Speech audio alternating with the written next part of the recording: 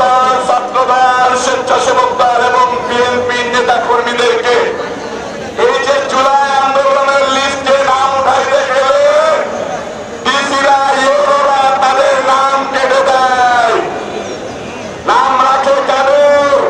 যারা স্বাধীনতা বিরোধী শক্তি, যারা রাজাকার এবং তথাকথিত এনসিপি, তারা যে লিস্ট দেয় ডিসিরা ইউরোরা, সেই নামগুলোকে অন্তর্ভুক্ত করে আমাদেরকে সাথে বৈষম্য করা হচ্ছে।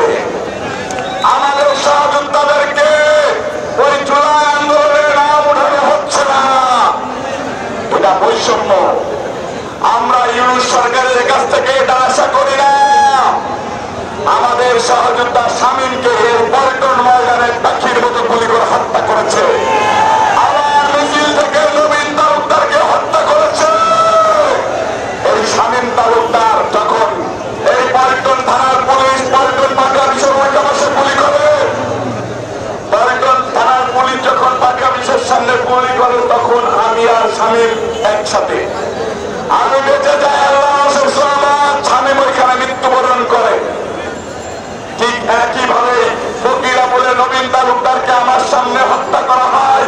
নবীন তালুকদারের মাথায় গুলি করা হয়, তার ঘিরে এসে আমার শরীরে লাগে। রক্ত নিয়ে আমি কান্না করতে করতে সাজ্জাদ মিরাজ ছিল, আমাদের অনেক সহযোদ্ধা ছিল। এরকম করে আমাদের সহযোদ্ধাদের লাশ আমরা কাঁধে করে নিয়েছি। আপনারা লাশ হতে পারবেন। সঠিক মাত্রার কার্বন কম্বিনেশন বৃদ্ধি করে পাইপের ডাক্টিলিটি ও হেভি লোড নেয়ার ক্ষমতা। Falcon MS pipe. আপনারা লাশ হতে পারবেন। আল্লাহ আমাদের কাছে আছেন। নুরুল ইসলাম নারের নেতৃত্বে উড়িষ্যার থানায় এই পল্টন এলাকায় আন্দোলন করেছিলাম। আব্দুল মুন্নার নেতৃত্বে 19 জুলাই শান্তিনগরে আন্দোলন করেছিলাম। আব্দুল মুন্নার নেতৃত্বে 18 জুলাই শান্তিনগর, মালিবাগ, মৌচাক সহ এই পল্টন এলাকায় রণক্ষেত্রে পরিণত করেছিলাম। আমরা যুবদল ঢাকার মাটিতে সর্বপ্রথম এই স্বৈরাচার ঘুরে হাসিনার বিরুদ্ধে লড়াই করেছিলাম, আন্দোলন শুরু করেছিলাম। আমরা বিএনপির ভারপ্রাপ্ত চেয়ারম্যান জনাব তারেক রহমান সাহেবের নেতৃত্বে ঢাকার বুকে ঢাকা মহানগর দক্ষিণ যুবদল প্রথম কারফিউ ভেঙে দিয়ে মিছিল করেছিলাম। সেনাবাহিনীর সাথে আমরা লড়াই করেছিলাম, পুলিশের সাথে লড়াই করেছিলাম। তখন জীবনের মায়া করি নাই, পরিবার পরিজনের মায়া করি নাই। আপনারাই ছিলেন খন্দকার এনাম রবিউল ইসলাম নয়নের সহযোদ্ধা। আপনাদেরকে নিয়ে সারাটা জীবন পার করতে চাই। আপনাদের ভালোবাসা আমাদেরকে এত বেশি দিয়েছে যে আপনাদের ঋণ ঢাকা মহানগর দক্ষিণ যুবদল কোনদিন শোধ করতে পারবে না। 2024 আন্দোলন ঢাকা মহানগর দক্ষিণ যুবদল 4 আগস্ট শাহবাগ মোড় সর্বপ্রথম বাংলাদেশের দখল নিয়েছিল।